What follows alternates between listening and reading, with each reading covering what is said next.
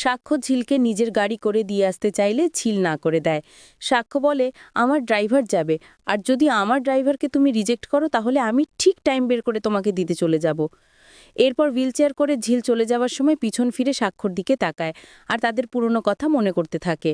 পরের দিন সাক্ষর বাড়ি থেকে সবাই মিলে সাক্ষ্যকে বিয়ের জন্য ফোর্স করলে সাক্ষ্য বিয়ে করতে রাজি হয় না আর বলে, পাত্রীকে। পাশ থেকে সাক্ষর ঠাম্মু বলে, কেন চৈতি, ওকে তুমি বিয়ে করো, ও তো খুব ভালো মেয়ে। তখনই রায়পূর্ণা বলে, তেমন হলে আমরা ওর বাড়ি গিয়ে কথা বলে আসব।